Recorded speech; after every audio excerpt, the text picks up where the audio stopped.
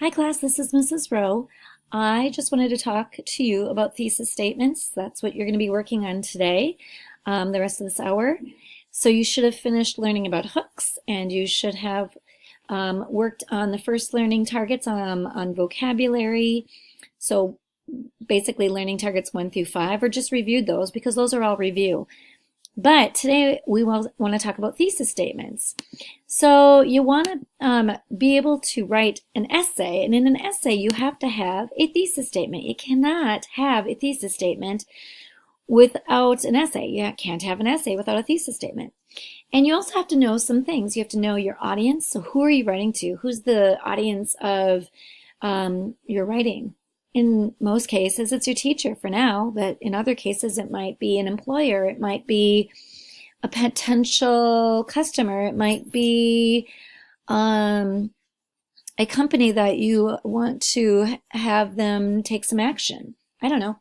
So you have to also know your purpose. Like I said, maybe you want somebody to do something. Maybe you want someone to agree with you. Maybe you want to change someone's mind on something. You have to form an opinion on the topic. Don't be wishy-washy unless you're doing a compare and contrast, where you're showing the differences and similarities. You have to form an opinion. Be sure to approach the evidence fairly, avoid bias. So just because you absolutely love Marvel Comics, it doesn't mean that you are going to totally disengage from any other comics. It's just that you have to make sure that you are approaching evidence fairly. So consider differing opinions is also important. And once you've thought of these things, you're going to come up with a thesis statement which presents your opinions on a topic. You cannot write an essay without one. It must contain a subject and an opinion. The subject is what your paper is about, and your opinion, which answers the topic question. Don't answer it with yes or no or I agree or I disagree, because nobody knows what you're agreeing or disagreeing with. It's an essay. You have to state what that is.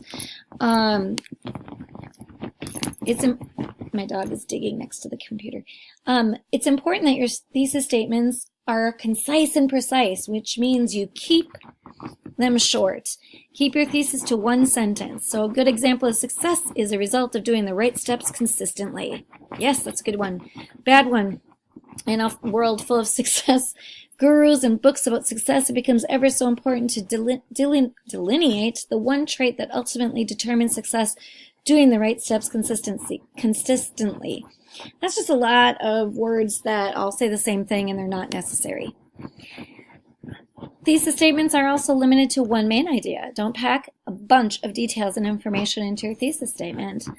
So a good example would be the key to successful dieting is focusing on a specific goal. A bad example would be the key to successful dieting is focusing on a specific goal, which is also the key to successfully running a business and coaching a football team. That's a lot of different ideas, and we want to focus on one. And the last thing you need to remember is that thesis statements are declarative sentences. They should not have qualifiers in them like might or maybe or I think, perhaps, and I don't know. You're wishy-washy then. Don't ask a question either. I'm going to say that again. Do not ask a question as your thesis. So a good example.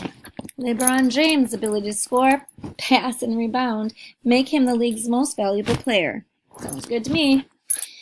Bad example. Does LeBron James' ability to score, pass, and rebound make him the league's most valuable player? Who knows? We don't know. Another bad example. LeBron James' ability to score, pass, and rebound might make him the league's most valuable player. You're not sure, and your reader's going to know that. So keep it short. Keep it to one main idea. Whoa. And use declarative sentences. Just remember, your thesis must be clear and concise. So recap, just remember that you're presenting your opinions on a subject or an issue. You cannot write an essay without one.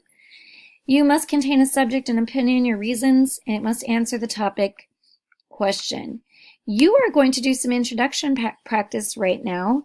You are going to remember to log in, and you're thinking about your hook and your thesis statement, but you also have to think about background information. That goes in between your hook and thesis. your hook grabs your reader's attention, and we said that there's different, you've already learned that there's different types of hooks. Your background information gives us background about your topic. Okay, what do I need to know? If I don't know anything about LeBron James, maybe you need to provide me with a little bit of information. Maybe I don't even know he's a basketball player. Maybe I don't know who he plays for. I don't know anything about him. I'm not going to really care about this essay. So give me some background information. And the thesis statement, state your topic, stance, and reasons in one sentence. Your reasons are also your preview. So we have this practice introduction. Nearly 1 in 4 children drown each year due to lack of swimming capabilities. That's your hook. It's a statistic.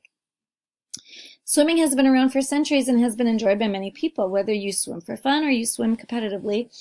Swimming is an activity for all. It gives me some background about swimming and why it's important a little bit.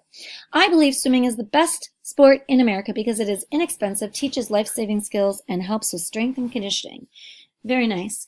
So there's your example. What you're going to do now is you're going to go back to classwork in Google Classroom, go to Unit 3, and open that Introduction Conclusion practice. And you're just working on the introduction paragraph in there. Respond to the prompt.